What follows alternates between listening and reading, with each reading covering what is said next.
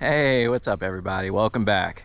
Hey, and I'm holding a rag still. Hey, what's up Here I go with this thing again. Hey, what's going on everybody? As you can tell, we're not in the garage. So that must mean one thing. It's time to ride. But before we get out and start riding, I do want to just kind of go over the bike itself, show what I've done to it, and how we got to this place. Well guys, here it is. Painted up in Electron Blue Pearl and black. So I guess starting up front, so we've got the headlights lowered, flipped and everything. I didn't shave these little tabs off because I wasn't sure what kind of turn signals I was going to do. Anyhow, so we got that. Over here we've got the little turn signals. We've got the OG NCY 10-inch wheel with the 220 rotor. Nice tight fit. Let's see, in the back, it's our radiator. But anyway, I'm over here just jabbering on. Okay. For those wondering what parts you need to swap this over, I'll just kind of go over that. First and foremost, you're going to need the wiring harness adapted to the Ruckus. Using the stock Majesty wiring harness is fine, but there are a lot of wires that either need to be shortened or lengthened to get everything up in the box. Not a big deal, it's just a little time consuming. All right, next up, the shock mount. You're going to need one of these, unless you can find a shock that'll get from all the way back there up to here without hitting the case and still work perfectly. I couldn't find that, or I didn't want to find that, so I made my bracket. Next up, the motor mount. My motor mount here connects up, well, it's hard to see. Anyway, I've got 6 shaft collars that mount this to the Ruckus frame. I have some horizontal bars that come up to the stock mounting spot of the Ruckus, and then I also have it coming across and meeting up underneath of the frame. So we need that. You need an intake. It doesn't have to be a dual intake setup, but if you know the Majesty motor, the Majesty has 2 air filters stock, so one on each side, and the dual intake is just kind of an homage to that. Let's see, rear fender. This is actually a stock front fender that I just made a bracket that bolts in on the side and up here. You will need some kind of a radiator mount and radiator. This one was off of an SH150, so it's another Honda bike, and you'll need to mount it. On mine, I've modified the cross member here and welded all of that to this. Now, if I was to remake this motor mount, I would make it just a little bit longer so that I could just scoot the engine back just a couple inches. If this engine can go back just a few more inches, the head will clear the Ruckus frame. I like the stance of it. I liked where that rear wheel was. I didn't want to push it back any further. That's just me. I'm also using the Chimera shock mount. I did weld on my coil bracket to the engine mount there. You'll need some way of adding extra fuel.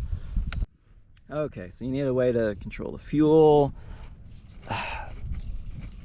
And what I've gone with on this one so far, that seems to be working just fine, It's the ProCom, and all it does is it intercepts the signal from the air intake temperature sensor, tricks it into thinking it's a lot colder than it is, and adding more fuel.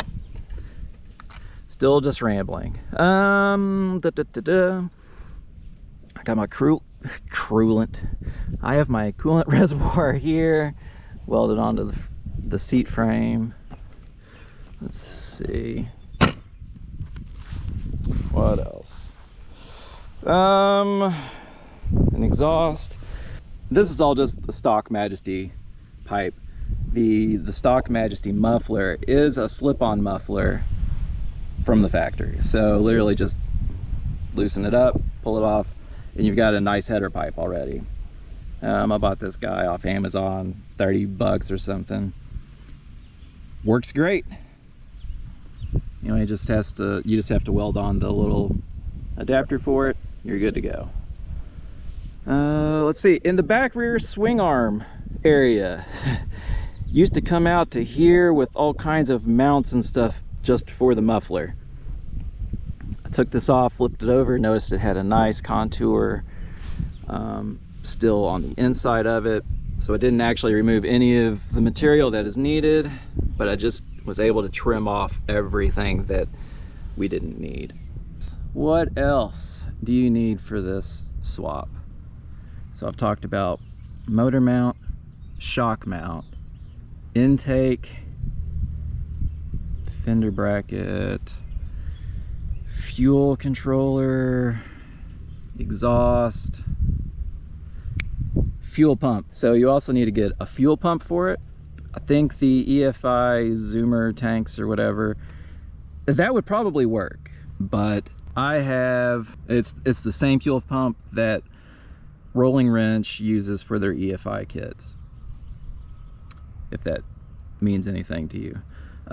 So I have that, and doing that, I had to drill a hole into the gas tank for a return line.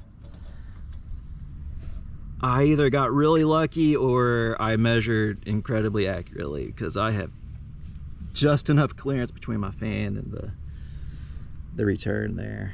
Yeah, that's about it, I suppose. I've got a Buzzetti, is that how you say that? I don't know.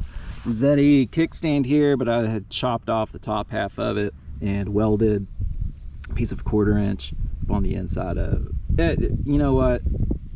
I don't care. Anyway, I got a cool kickstand. All right, and let's come up here for controls. So these are like the knockoff Stage 6 controls. They work great.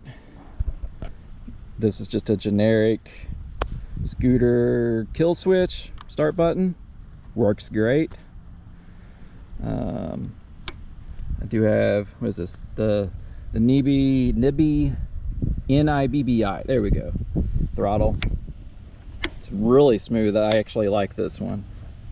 I love these pillow grips though. These are like my favorite. I put these things on everything. OEM Yamaha brick reservoirs. All right. Well, I guess y'all want to see it start up, huh? Well, turn the key, fuel pump primes, hold your brake, fires right up.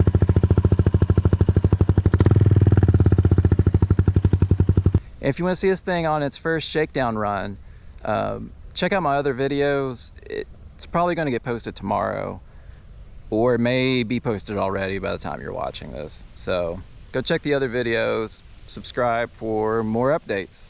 Until next time. Have I even said anything? Oh my gosh. Should I start over from the beginning?